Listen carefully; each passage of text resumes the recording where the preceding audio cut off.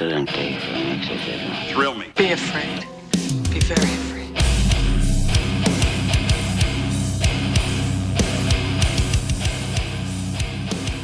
What's up, everyone? Welcome to the Horror Flicks and Guitar Picks podcast. I'm your host, Tim, and today I'm joined by the one and only Duncan Newey of the bands No Cure, Emaciated, Stolen Gun, Bleak, Saving Me, and $1 Million Dream. How's it going, man? Dude, it's good, man. How are you? Yeah, dude, of course. Thank you.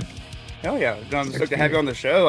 I mentioned all the projects that you're in. Do you have anything that you want to let the people know about, either coming up or, just something that might have been recently released that they might have missed, before we jump into the horror movies? Yeah. No Cure is about to go out with Cattle Decapitation in April.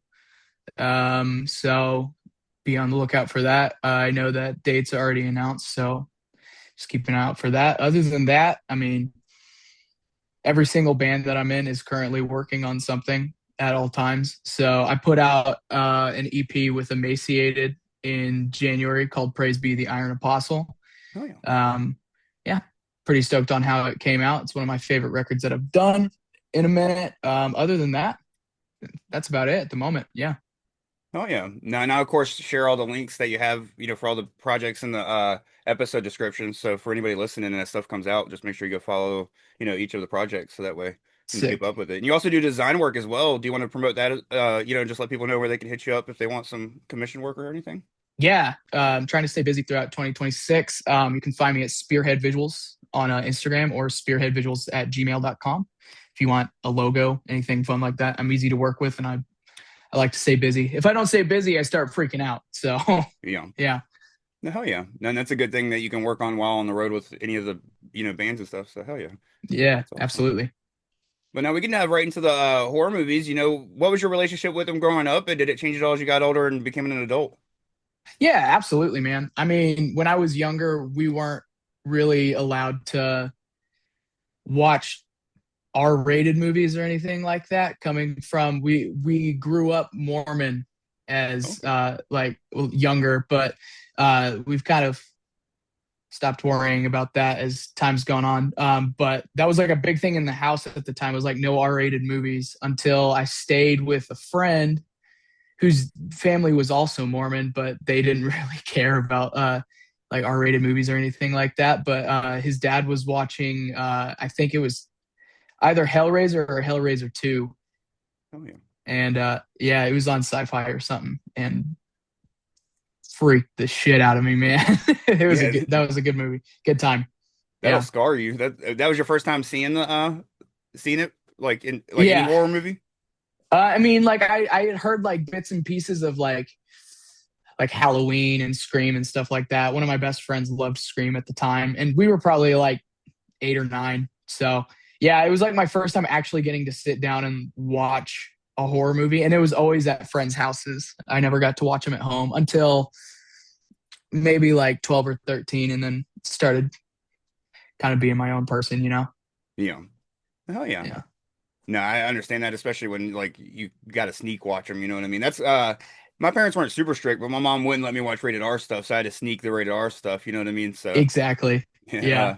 I had a buddy that I would stay the night with every now and then where I'd watch some of it. And then my parents were divorced, but I always saw my dad like every other weekend at the time. And so of course, like he didn't give a shit. He was like, yeah, watch whatever. So he would show me stuff, send me back and piss my mom off. She'd be like, why isn't he not sleeping? It's like, oh, I showed him. Sorry, my cat's trying to terrorize my table. Dude, it's all good. My cat was just in here too. He always waits till I'm mid-interview to decide that he's going to be nice, and then he'll take his love for all 10 seconds and then go behind my computer. But yeah. But no, so I'd always go home, and there was one time where my mom always tells a story where one night she was trying to watch Interview with the Vampire, and the intro music started, and I came running out of my bedroom. No, shut it off! No, shut it off! I was so scared that You recognized it or what? Yeah, I guess at the time. Okay. I don't even remember the story because she says it happened. I guess when I was like 5, maybe between 5 and 7. But so I was pretty young. But now she said that I recognized it from my bedroom and came running out, and I was like, to this day, I'll be honest, that's still a blind spot for me. I still haven't watched Interview with a Vampire because I despise Tom Cruise. I just don't watch his movies. Really. Dude, that's awesome. I watched Tropic Thunder and Jerry Maguire. Those are the only two. Hell yeah. But back to the horror movies and stuff. What was some of the first ones like when you started like hitting that age where because like that's the thing is there's obviously I have my favorites, but then I also have those ones I'm nostalgic for when I started to become like a fan of horror movies like 13 Ghosts was coming out, The Ring remake and stuff. Those aren't ones I necessarily call favorite or even House of Wax with Paris Hilton and shit. That's Right. that's about when my switch flipped from being scared to being like having fun with horror movies. Do you remember some of the ones that were like more in your like turning point of like starting to enjoy it? Not necessarily, and if they became favorites of all time, you can go ahead and shout them out with those. But No, yeah, absolutely. I mean, the early 2000s kind of like they all have that like feeling to them. So the first Scream, the first few Final Destinations, oh yeah, um, I just liked how off the wall that was. I do remember being in elementary school and like I think a teacher or something was talking about like how The Exorcist was one of the scariest movies she had ever seen, and I was always like worried, like always scared of that movie. Never really seeing it until maybe I was like 13. I got into that one a little late, but uh, that's like one of my favorites for sure. The Exorcist. hell yeah. No, I was super Yeah. late to that one as well, but I have so much respect for it. Like, I don't. My favorite is Scream, m mostly because it's like one of the first. It is one of the first ones I saw that I thought was like showed me horror could be fun. Um, Yeah, But absolutely. if somebody asked me like to put together a list of greatest horror films of all time, I think Exorcist would easily be, if not number one, in the top three for sure. And but Final Destination franchise, I was glad you mentioned that one because that's one I was literally talking about Final Destination 2 today at work. I was telling Oh somebody, yeah. I was like, that's the first time I ever because it was back when like DVD was like the cream of the crop with physical media. There was no Blu-ray and stuff yet. So I was Yeah. telling him, I was like, that was the first time I ever like paused the DVD in slow motion, watched a kill to like watch how it happened. It was the when the kid like runs out of the dentist and like scares the birds, and then the sheet of glass like smashes them. Yes. Me and Yeah, dude. me and my uncle were like, "Yo, how did they do that?" And we kept like slowing it down and like trying to get frame by frame, and it would only go but so slow. But we were like, it looked pretty cool because it's literally like he just obliterates underneath it. You don't see like the CGI is not that bad. You know what I mean? So. No, yeah. It's pretty awesome. That's awesome. I was like, it always stands out to me. Of course, from that and then the log truck, but it was one of those movies Yeah. that like not only the log truck part, but the fact that we like I remember the weekend. It was like a weekend of somebody's birthday, so like a lot of people were at my house for like the entire weekend. And I was still young, so I don't remember if it was like my birthday or I think it was cousins because it was mostly like family around. You know what I mean? So there was like Hmm. me, like my brothers, cousins and stuff, and then like my uncle and a few people, and like we all watched it together. And then the next day, me and my uncle watched it again, and that's when we were like slowing it all down and shit. And then it was like one of You those had to that we take a had. second to digest it. Yeah, we had like three That's movies from insane. Blockbuster, and that was one of them. And so that was the one that we were like, let's watch that one again. But no, Such a hell yeah, different time. That's cool. yeah. No, nowadays you can literally watch like you could go on YouTube and probably look up the breakdown of a scene, and somebody's already broken it down for you. You don't even have to slow it down Yeah, yourself and stuff. Um, always. but no, hell yeah. You mentioned The Exorcist as your favorite of all time. Do you have some other like favorites? Throughout the years, and they don't have to be like obviously they're not going to be your number one spot. That's your number one spot, but just anything else that like you see yourself returning to the most. No, yeah. I mean, just because of rewatchability, probably the first Hellraiser. Hell yeah. Just because it was the first one that I saw, or it was either that or the second one. But because I knew the name Hellraiser, whenever I like finally was able to like get out on my own and like watch horror movies, Hellraiser was like the first movie that I sat down and watched over and over again. Just because I was like, it scared me, but I was familiar with it. Yeah. I think that one's probably my top three, even though it's not like the most outstanding movie. I still think it's. I don't know. Honestly, I probably would say it's one of my favorites for sure. Like the practical effects are so cool. I love everything about it. I mean, man, after that, like I feel like I need to give like a more modern one, like some love because honestly, I feel like new horror movies, like there's a resurgence of like horror movies coming out where I'm like going to the theaters consistently and being like, holy shit, that was a good movie. Yeah. And I think it feels like such a cop out, but like because so many people, especially in like our world, say this movie. Um, but Hereditary is like up there as well. It's so good, man. Like Oh the yeah. storytelling, everything about it, and like it's whenever you're on tour, it and you talk movies with somebody, and the topic of horror comes up, 9 times out of 10, people are gonna bring up that movie more than anything. It feels like, just because it's new, and I mean it's not really that new anymore, but like it's like in the last like what 10 years or something, like that's probably the best one in my opinion. Yeah. No, I agree I think it's 100%. great. Literally to show you, like, to show how much I love that movie. My son's name is Ari, and he's 5 years old. So No way, that's literally awesome. one movie, and no, like I love that. I've got this the script book, the A24 one that they sell or whatever. Yeah, But no, it's number three for me. My top three horror films are Hereditary, Nightmare on Elm Street, and then Scream. Um, that's a perfect list also.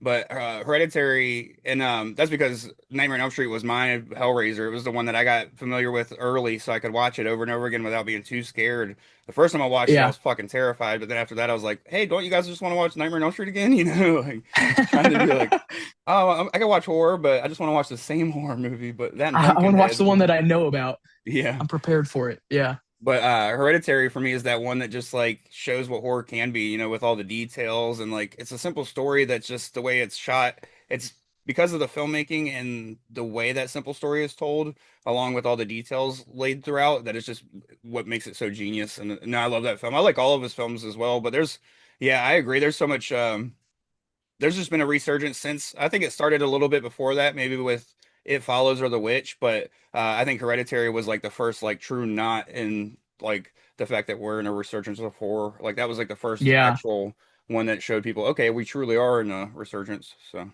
No, absolutely. I also think a lot of Ari Aster's like not well, he's only done like two horror movies that like are a big production, but like his movies that aren't that as well, I just think he's a phenomenal director. He's yeah. awesome. Yeah. Now I was talking about Eddington coincidentally today with my co-host that I have on like on the episodes I do in between, Steven. Yeah. He texted me because he finally watched Eddington. He's like, dude, this movie fucking ripped. I was like, hell yeah. It's Uh, incredible. Dude, yeah. I will say something about Eddington. Me and our bass player that we have filling in for us, Thad, for No Cure, he plays in a couple other bands with me as well. Um, but we're both from New Mexico. Oh hell yeah. And we went to go see Eddington together with Kyle, our guitar player, and Aesop. And dude, watching that movie, like the attention to detail, even though it's like it gets a little fantastical, or Yeah. like maybe it's fantastical, like that's up for you to like determine. But like all of the attention to detail of like a small New Mexico town during the pandemic, like that that made me more uncomfortable than like what the actual movie was supposed to be, bro. Like Yeah. it it felt so real, like his attention to detail and everything, like it hit so close to home, because I remember going outside during the pandemic and experiencing like interactions like that all the time, because I'm kind of from like a smaller town as well, and so is Thad in New Mexico, and it was exactly like that everywhere. It's Yeah. crazy. No, I'm from a So cool. I'm from North Carolina, but like the smaller part of North Carolina. And and I was working in a grocery store during the pandemic, so I know exactly what you mean. Like there were so many times where, you know, you saw people freak out just like that, you know, on either side. That's one thing I loved about the film, is how it poked fun at both sides, you know what I mean? And Yeah, no, the absolutely. just the ridiculousness of everybody, you know, at the moment. So, Yeah, no, but good movie, super good movie. and then of course just like everything. Spoiler alert for Eddington, just because I'm gonna say something that pertains to the ending, but it doesn't truly spoil the whole movie. You kind of have to watch it to still understand. But in the end, it still just shows that the rich are gonna get richer while we all just fight over bullshit, pretty much. So, Yeah, exactly. Which but kind of feels more real now than ever. oh, 100%. Fucking fucking crazy, dude. No, I was literally thinking about that, like that was one of the things I thought about when I was texting them, because I was like texting them about stuff that I like liked about the film, and I was like, that shit still sounds very familiar. You know what I mean? Like, Yeah, no, it's still like it feels like it's getting realer and realer. Pretty crazy. what's funny is that coincidentally, I saw the movie with the same uncle that I was pausing Final Destination 2 with like many years ago. I was like, "Hey man, I'm going to the movies. You want to come with me?" And but we had this lady behind us that literally, as soon as that part came up at the beginning, when uh Joaquin Phoenix's Joaquin Phoenix's I can't say that like I can't say the X that well. You're good. I'm the same way. Yeah. Joaquin's character goes into the grocery store to like help out the guy that they're like telling to put on a mask, and Yeah. when they start telling him it's a mandate and stuff like that, and he's like, "No, it's not." There's literally like a woman behind me going, "No, it's not." Like literally, she's like Yeah. arguing with air about it, and I was like, "God damn it, you're the reason this movie is made right here." I was Yeah, like, I exactly. I could hear her get mad, and there was other situations that happened in the movie that she was like, "Oh my God, they're gonna do this," and I was like, "Yeah, they are, bitch." Like, I was so satisfied to have somebody that mad about it, but no, hell yeah. You mentioned Hereditary being like your newest, like your favorite of the newer ones. Is there anything else that just has stuck out to you? And they don't have to even be, that new. They could just be from, 2010 on, or even like around 2010s or something. I mean, I think this is another nostalgia pick more than it is like quality of movie, but the second Conjuring Oh was a fuck yeah, really fun watch. Yeah. that's still my favorite Even of the though like franchise. Sorry, I was just yeah, right? Like no, you're good. Like it is I think it is my favorite of the franchise as well, even though like it's I mean, it's neither here nor there like whether you believe I mean, I don't think that should actually happen. But like yeah, from a storytelling perspective, it's cool. It's a really good story. And it's a fun movie. I remember going to see it with like maybe two or three different groups of friends just because I was like, this movie is so fun. Like yeah, I'll go watch this again just to watch your reactions to this, you know? That was one of those. And Hereditary was the same way for me whenever I saw it the first time. yeah. Um I think what set Conjuring 2 apart from the rest of the franchise for me is the fact that that's the only one where the Warrens like don't believe them right off the bat. Which I mean, in real yeah. life, Yeah, that's cool. that's That's a cool part about it. that's another thing is like in real life, the Warrens are con artists. They believed anybody because they can get money from it. But Yeah. so again, you have to like just buy, which that's just if that's what you think about them. But that's what most people think about them. But Yeah, exactly. uh Right. they of course they left out the fact that he had like a 16-year-old uh like mistress that lived with him and shit like that in the movies. But maybe she showed up in the That's not last good for one. optics though. Yeah, Yeah. that's the sequel to Last Rites. But now, but pretty much that's what I really enjoyed about Conjuring 2. Like, given all that, like the true story stuff aside, but just like the narrative driven part is like the fact that they actually had doubt in those characters, and that made it even scarier for them because like then when they had the next scene where she was dealing with the creepy old man in the chair or whatever, it was like uh it almost made you wonder like how far it would go because they didn't have the Warrens there to protect. You know what I mean? So I don't know, Yeah, just no, it upped the ante a absolutely. little bit. So now I really enjoyed that one over the first one's cool because of like it was like the first one of its kind at the time, and it really kicked off a Yeah. wave of like supernatural horror. But the second one to me sticks out when you watch them all back. But No, absolutely. Yeah, that's awesome. I agree with that for sure. As soon as I'm put on the spot, I like draw blanks, but I can think of like two movies from this last year that I absolutely loved and probably are like they're in my if I was to make like a top 5 to 10 list of like new movies from like 2010s to now or whatever, they probably would both be on there. And that was Weapons, oh yeah, which I think a lot of people also shared like the sentiment that it was like, dude, it's awesome. It's so much fun. yeah. Um, and then I don't know how you is it Begonia or Bugonia? I say Begonia or yeah, Begonia. yeah. That I think might have been my favorite movie of last year. Yeah. No, if it wasn't for Yeah. Eddington, that would have been my favorite too. It was like Yeah. only second to Eddington. And when we did our top 10 horror movies of the year list, I left it off horror just because I watched it so late and I was like, it makes my horror Yeah. list it makes my horror list like harder to put together if I add that one in. So I put it like Yeah. number two out of the year of like non-horror because we do a quick five of that. But I even if it was on my horror list, it would be number one for me. And it was my Yeah. fellow Steven's number one horror movie. Yeah. Oh, really? Yeah. See, like I don't know if like I guess it is a horror movie. It's definitely a suspense movie, you know? It's one But like, I wouldn't argue either way if somebody said one or the other. I wouldn't feel the need to be like, it's yeah, not horror, but I also don't feel the need to be uh, dude, it definitely is horror. You know what I mean? So, right. No, yeah, I'm the same way. But the ending to it is like that's like that gave me a feeling in my stomach that I haven't felt in a long time watching a movie, Yeah. where it was just like so painful to just like watch the entire ending sequence, you know? Yeah. So great way to end a movie. Crazy. And that alone is like what makes it so horrifying for me is that last scene or that last sequence. Now, I kind of had like a little bit different reaction. There's a scene where somebody, slight spoiler alert for Begonia. I'm not going to talk, I'm going to still try to talk around it a little bit, but I have to say at least some Yeah. kind of plot points. But there's a part in the movie where somebody unalives himself, and that part was like the most, Oh yeah. that was so That dreadful for part is me. that part's rough too. Yeah, I didn't expect it, and For that's kind sure. of where I started feeling like the dread part and being like, "Oh, this is like harsh." But then there's another scene that happens in an ambulance where with Emma Stone's character, where she like where you start to realize something, you know what I mean?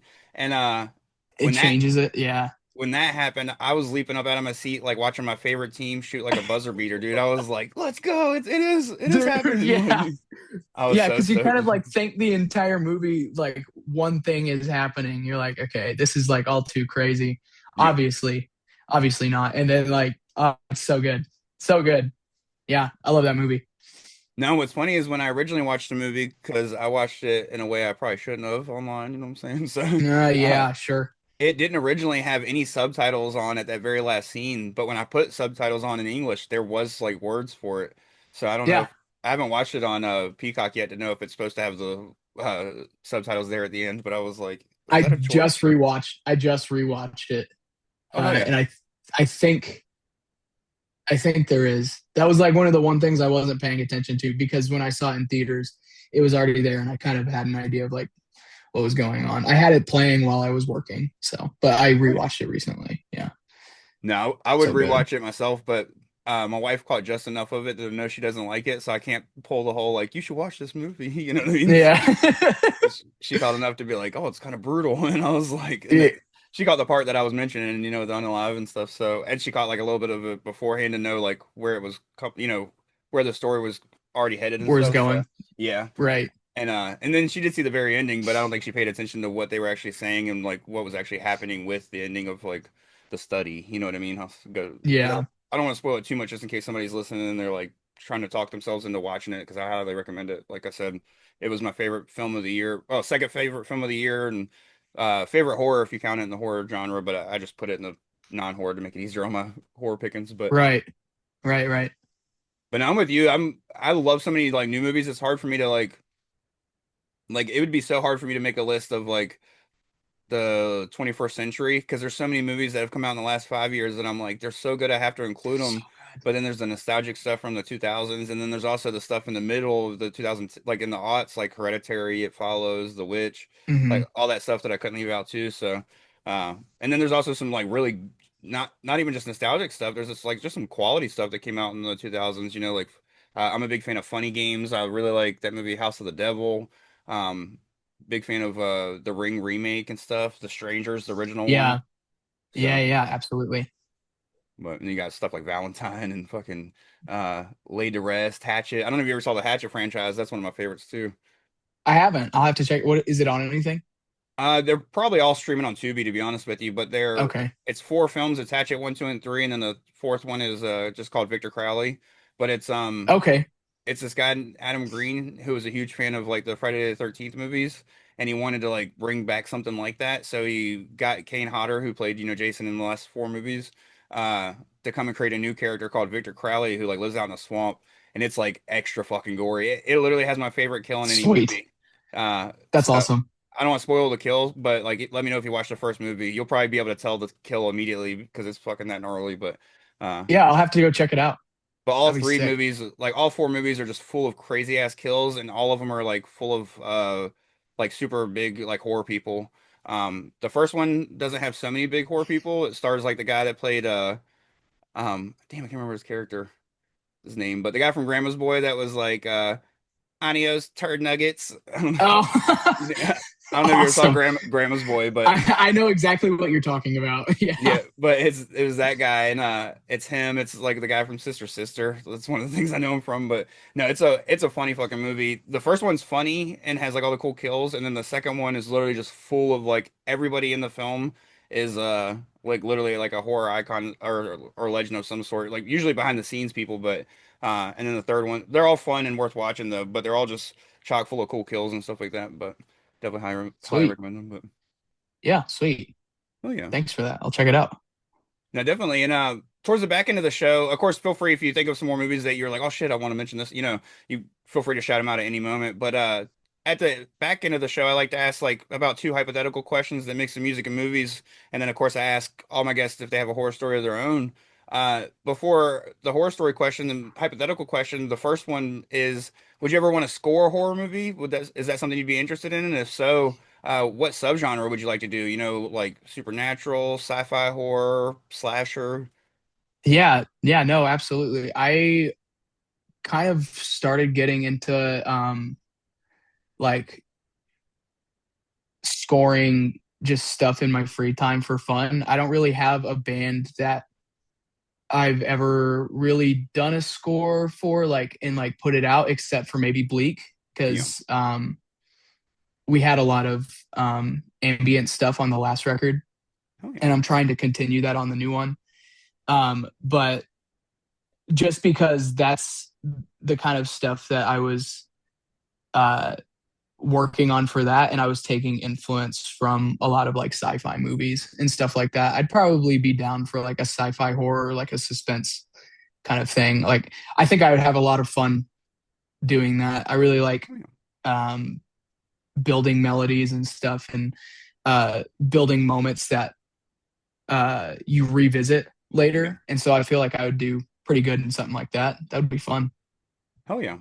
Nah, Yeah. especially with sci-fi horror, there's always some imminent doom that's being teased, whether it's an alien on the ship or it's the, sun getting too close or, they're running out of gas, you know what I mean? So there's always that moment where they're going to keep returning to showing those things progress. So I'm exactly with you. That'd be perfect for like returning to like almost like a theme like you'd have for like a slasher, but instead would be with a sci-fi horror Right. movie. Yeah. No, yeah. That'd be awesome. Yeah. But Absolutely.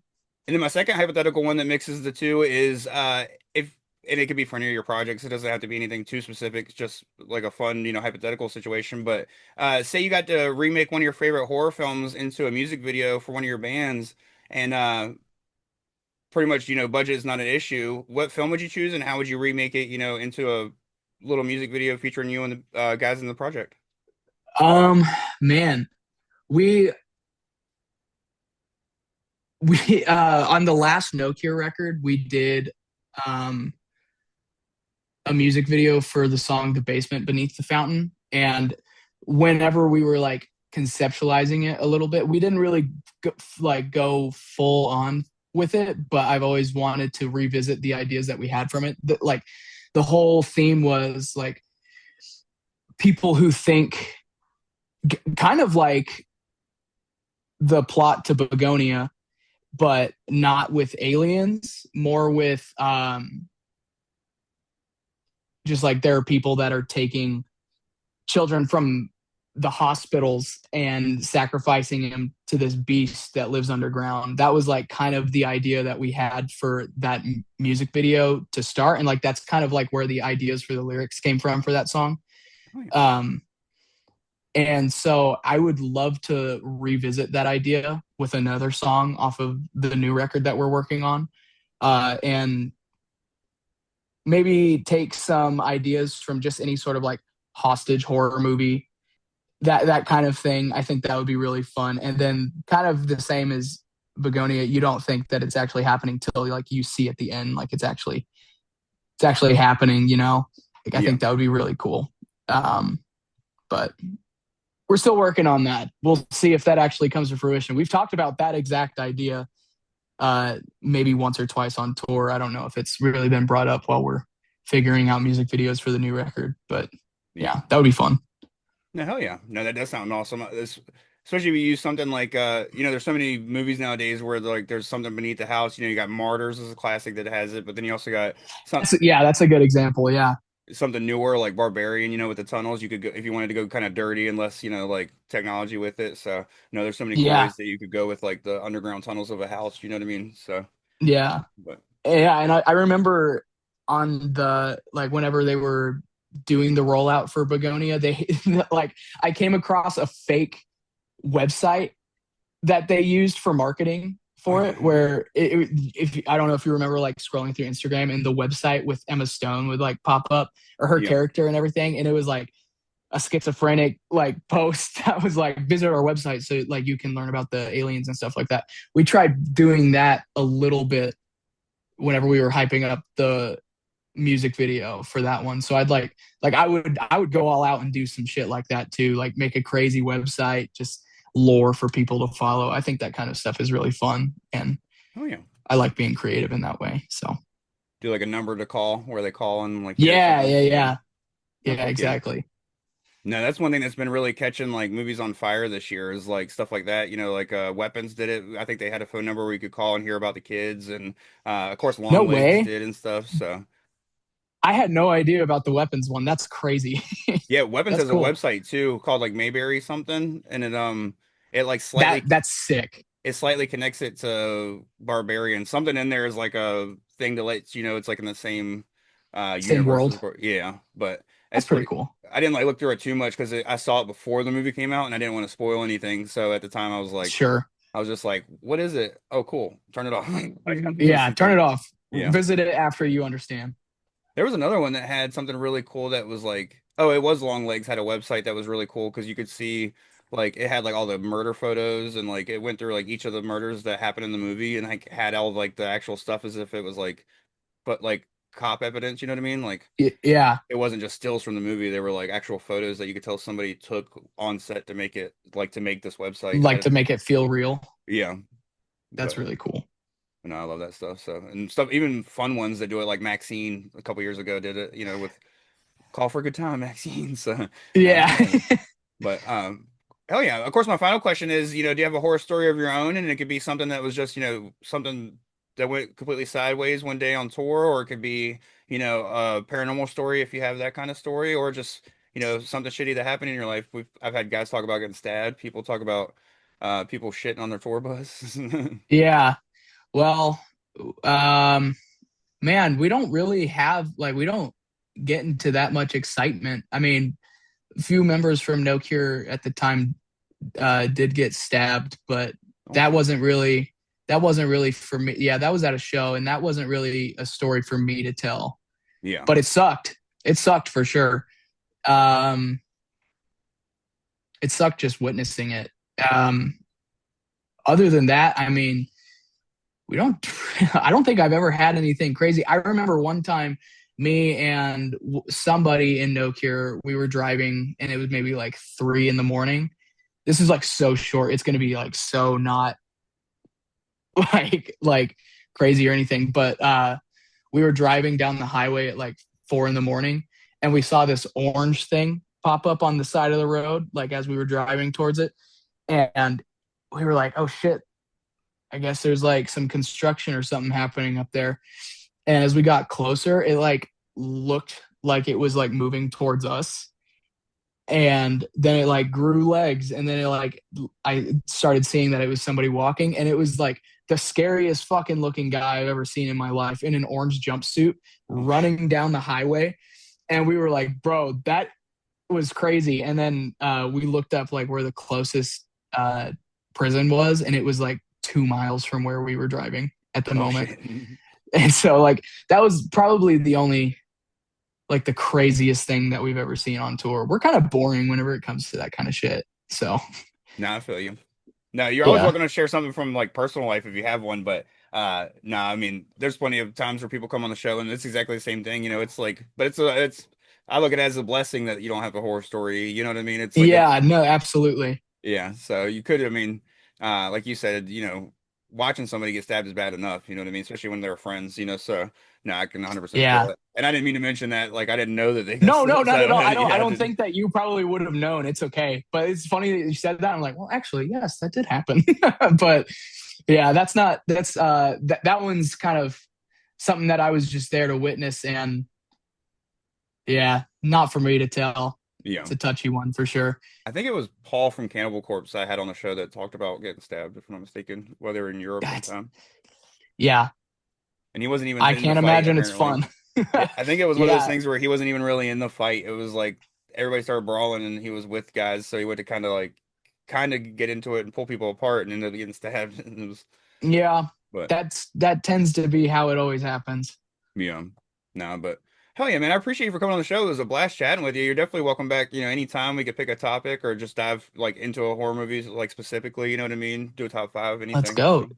Yeah, absolutely, man. Thank you for having me. And again, thanks for finally I'm glad we finally got this one to work out. Oh yeah, man, of course. No, So, I'm open anytime, and I've had plenty of things come up. Like I told you, is like I've had so much stuff going on lately that there was quite a chance I could have had a night where I had to bail, which I even I had to reschedule on you prior, so it's not like I definitely right. did reschedule and stuff. So no, definitely Yeah. feel it. But no, man, I appreciate you.